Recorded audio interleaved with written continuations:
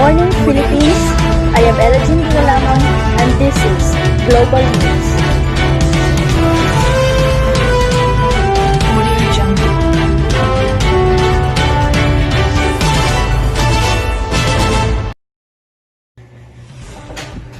Good morning, Philippines. Today, we will tell you about the news and events that took place during this time. Now, let us hear an update for our weather today. Ena Jill.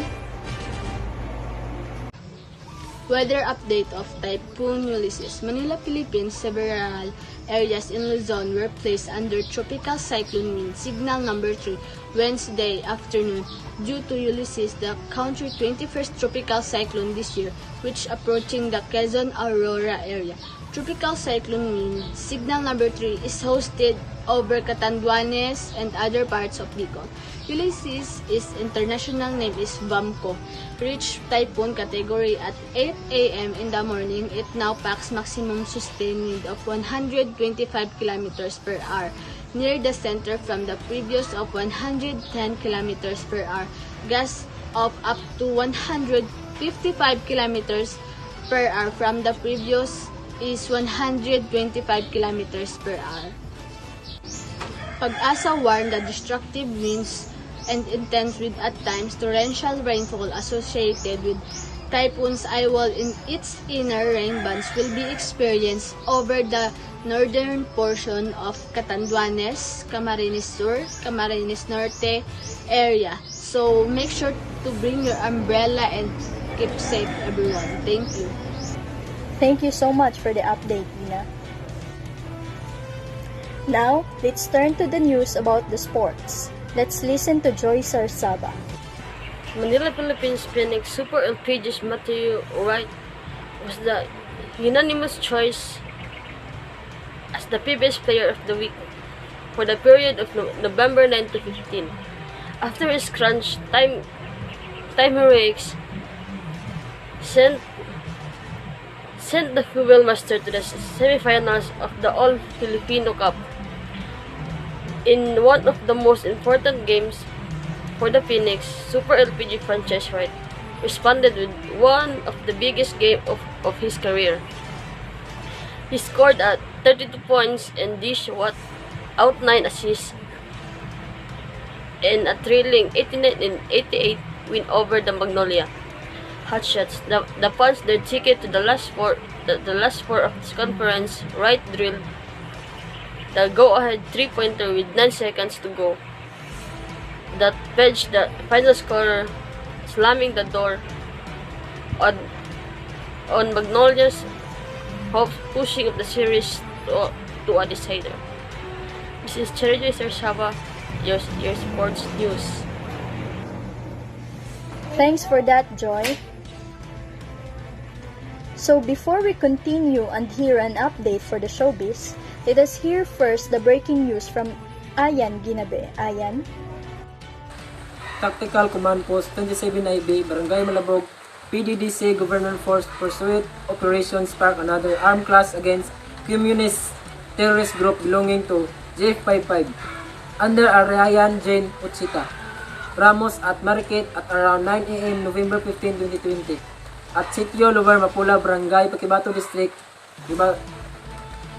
Davao City.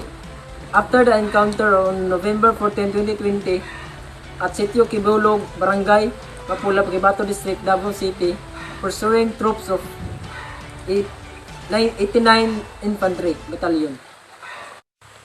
Saddened by the ultimately death of the LTC Victorino M. Senior, Commander 27IB, 10ID, expressed his condolence to the brave family of the killed NPA terrorists.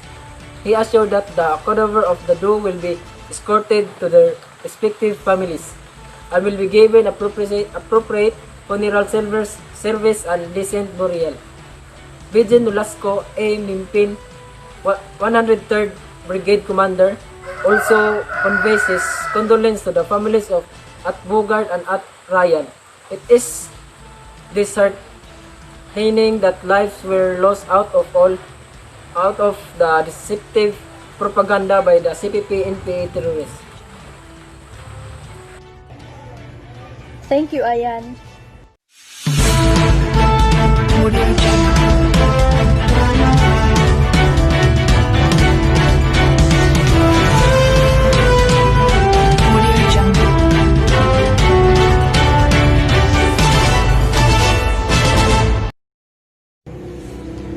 So let's hear it from John de la Cruz about showbiz. Take it away, John.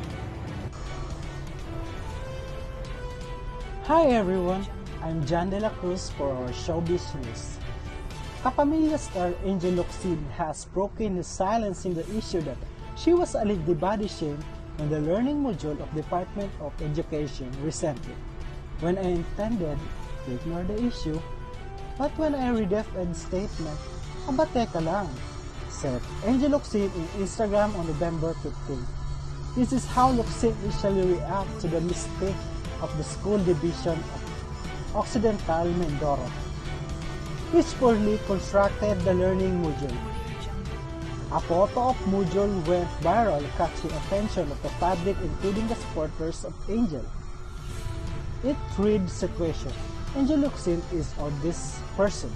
She together with Coco Martin eat fatty, sweet food mang inasal restaurant. Most of the time, in her house, she always watching television and doesn't not have any physical activities. Angel 35 defended herself from the issue that she highlighted the importance of teachers who was good manners and right conduct. This is our showbiz news. Thank you. Thanks for the update, John. Now, let's take a look at the news about the storm that happened last days here in the Philippines. Ian Barrot. Typhoon Goni, Philippines hit by a near most powerful storm. Goni, known as Ruli in the Philippines, is the most powerful storm to hit the country since Typhoon Aian killed more than 6,000 people in 2013. Typhoon Goni is barreling across the Philippines, bringing with it catastrophic wind and rains. At least 10 people have died and reports of storm surge, flash floods, power outages, and blowing off roofs. Goni made landfall as super typhoon at Catanduanes Island on Sunday at 4 a.m. local time and 5:50 p.m. Saturday, packing winds of 225 km per hour and 140 km per hour. It has since weakened but is still wreaking damage across the main Luzon Island, home to the capital Manila. President Rodrigo Duterte is monitoring the disaster response from his home in Davao City. A presidential spokesman said.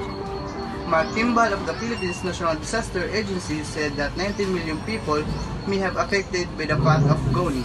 These 19 million people already includes the population in danger zones for landslide, flooding, storm surge, and even lava flows, he told the BBC.